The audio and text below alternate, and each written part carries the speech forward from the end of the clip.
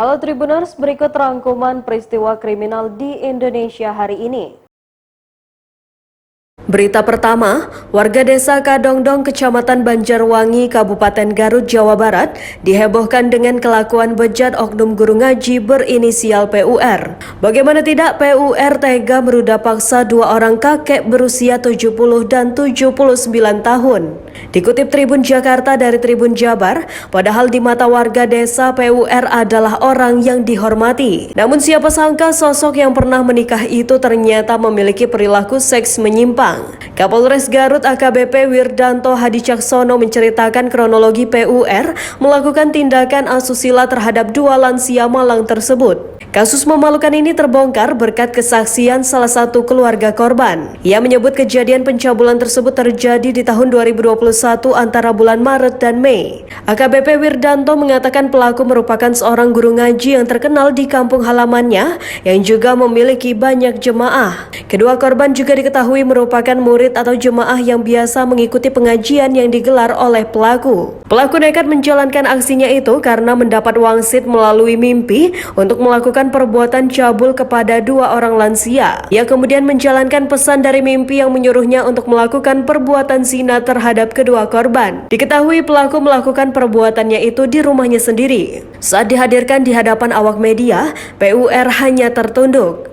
Ia sesekali beringis lalu menangis menyesali perbuatannya. Saat ditanyai mengenai kasus yang menjeratnya, ia semakin tertunduk dan menutup kedua matanya. Karena sudah lanjut usia, korban diketahui tidak bisa melawan. Dari hasil penyelidikan polisi, PUR ternyata sudah 2 kali melakukan perbuatan cabul terhadap masing-masing korban. Berita kedua, belasan member investasi berkedok arisan mendatangi tempat persembunyian owner atau admin investasi di Makassar pada Senin 23 Mei 2022 malam. Lokasinya di Komplek Perumahan Nasional Antang, Kecamatan Manggala, Kota Makassar. Sang owner yang diketahui berinisial PA itu diduga bersembunyi di rumah pacarnya yang merupakan admin dalam arisan digital bodong itu.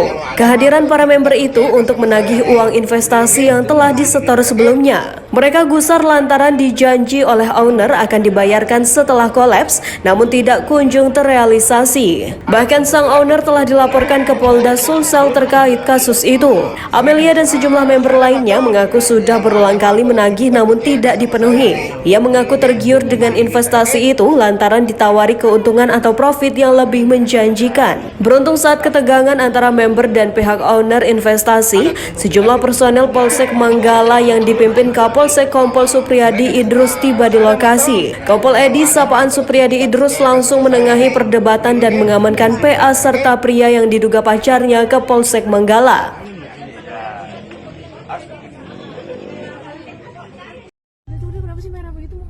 Berita ketiga, Polda Metro Jaya menyetop penyelidikan kasus cekcok yang berujung dugaan kekerasan sopir Pajero terhadap pengemudi Yaris di gerbang tol Tomang yang terjadi Minggu 22 Mei 2022.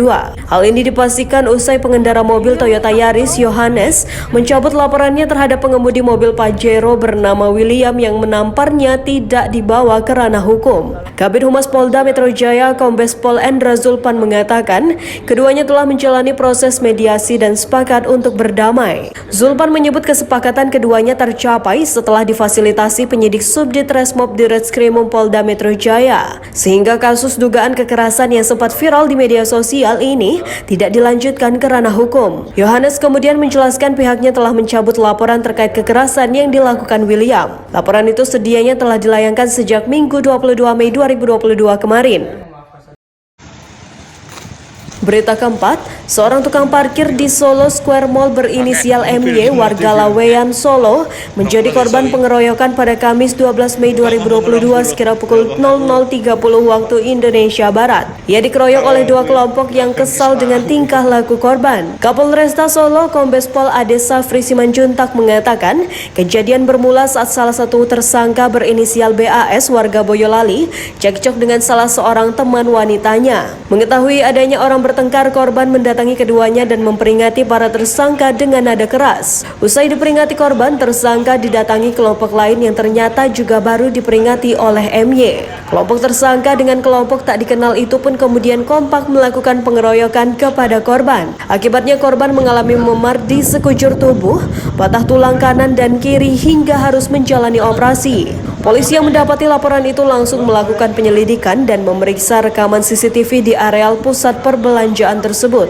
Hasilnya 3 tersangka berhasil diamankan. Mereka adalah BAS dan SAP, warga Kecamatan Mojo Songo, Kabupaten Boyolali, serta PHL warga Kecamatan Jebres, Kota Solo. Satu orang tersangka lainnya bernama Hakim masih buron. Sementara itu kelompok lain yang juga melakukan pengeroyokan kepada korban masih diidentifikasi pihak kepolisian. Demikian rangkuman peristiwa kriminal hari ini. Simak terus update berita terkini di YouTube dan Facebook Tribun Jambi.